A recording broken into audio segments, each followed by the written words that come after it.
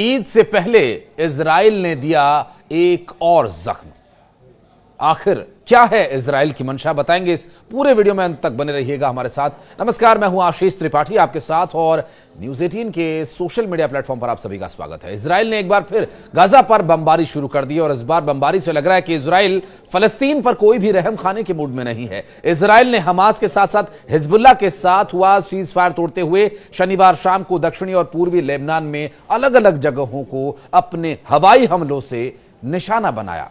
Israel ने यह भी नहीं सोचा कि अभी रमजान चल रहे हैं और जहां वो हमला कर रहा है वहां कुछ रोजेदार भी हो सकते हैं। साथ ही अमेरिका ने यमन पर अब अपनी बमबारी जारी रखे हुए शनिवार को अमेरिका ने शनिवार रात यमन में कई जगहों पर हमले किए और यमन के खास शहर होदेइदाह का एयरपोर्ट भी इसमें शामिल है। इजराइल अपने हमलों से गाजा पिछले एक हफ्ते में करीब 700 जाने ले चुका है, लेकिन इजराइल ने खूनी खेल खेलना शुरू कर दिया है और इजरायली सेना ने वादी जिबकिन, वादी अल शौमरियाह, श्रीफा क्रुन और यहां घंडोरिया के शहरों के बीच की घाटी और डेर कानून अल नहर और वादी सन्या के शहरों के बाहरी इलाकों पर हवाई हमले किए।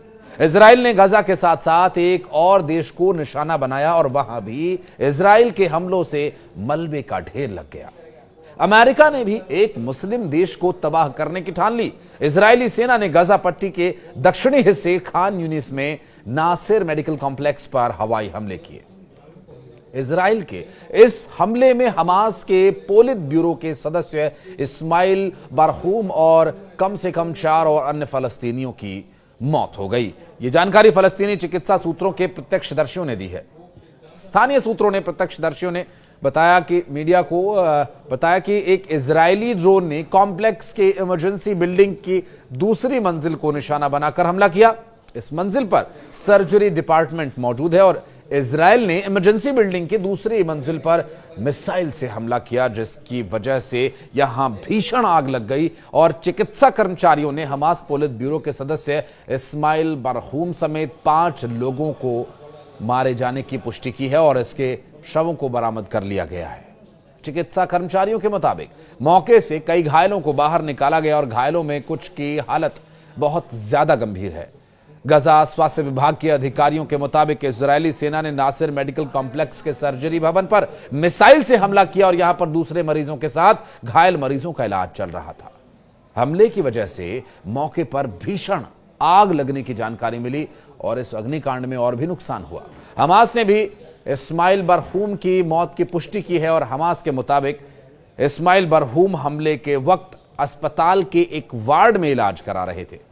दूसरी तरफ इजरायली सेना ने रविवार देर रात इस हमले के बारे में जानकारी दी। इजरायली सेना ने बताया कि उन्होंने गाजा के दक्षिणी हिस्से में नासिर अस्पताल परिसर पर हमला किया और दावा किया कि इस हमले में उनका निशाना हमास का एक अधिकारी था। मृतक इस्माइल बरहूम हमास के सियासी विंग के सदस्य थे और बताया यह भी जा रहा है कि बरहूम हमास के वित्तीय मामलों के जिम्मेदार सदस्य थे। यूरोपीय संघ के मुताबिक उन्होंने इस्माइल बरहूम पर बीते साल प्रतिबंध लगाया था। उन्होंने आगे यह भी बताया कि हमास के वित्तीय व्यवस्थाओं से जुड़े हुए थे। साल 2021 में हमास के 20 सदस्य सियासी ब्यूरो के पद पर चुने गए थे और इन सदस्यों में से 11 लोगों को गाजा युद्ध के दौरान मार दिया गया। आशंका यह जताई जा रही है कि ब्यूरो के 7 सदस्य गाजा पट्टी के बाहर हैं। इजरायली डिफेंस फोर्स और उनके यहां domestic security agency Shin Bet ने एक संयुक्त बयान जारी कर बताया कि हमास का एक मुख्य आतंकवादी खान यूनिस नासिर अस्पताल के अंदर एक्टिव था। हालांकि इजरायली डिफेंस फोर्स ने हमास के अधिकारी नाम और पहचान उजागर नहीं किए हैं। आईडीएफ की तरफ से बताया यह गया कि खुफिया जानकारी इकट्ठा करने के बाद सटीक निशाना लगाने वाले हथियारों से हमला किया गया, जिससे आसपास के माहौल को होने वाले नुकसान को रोकने की हर संभव कोशिश की जाए। हालिया दिनों में इजराइल ने युद्ध विराम का उल्लंघन करते हुए दक्षिणी गाजा में अपना अभियान तेज कर दिया था और इससे पहले आईडीएफ ने रविवार को ऐलान किया था कि उन्होंने एक पूरे जिले को घेर लिया है और वहां से लोगों को फौरन निकालने के आदेश दिए गए हैं। इजराइल ने दावा किया कि हमास के जरिए संघर्ष विराम के पहले शर्तों को मानने से ही इनकार कर दिया गया, जिसके बाद यह हमला किया गया। गाजा के स्वास्थ्य अधिकारियों ने बताया कि 7 अक्टूबर 2023 से जारी इस संघर्ष में मरने वालों की संख्या 50,000 से भी अधिक हो गई है।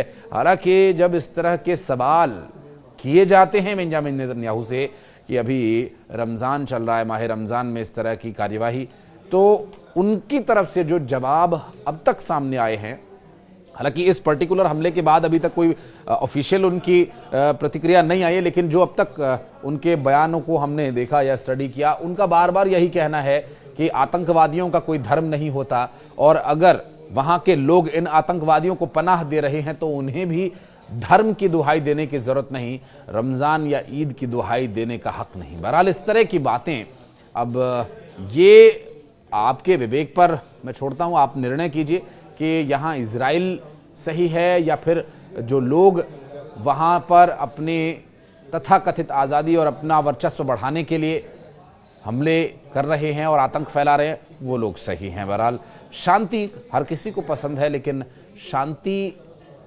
प्राप्त करने के लिए, स्थापित करने के लिए एक बहुत भारी कीमत हमेशा हर युग ने चुकाई है। क्या इस युग में भी ऐसा ही कुछ होगा? इस बारे में अगर कुछ बात आप कहना चाहते हैं, कोई प्रतिक्रिया देना चाहते हैं, तो कमेंट सेक्शन में दरवाजे आपके लिए हमेशा खुले हुए हैं। धन्यवाद।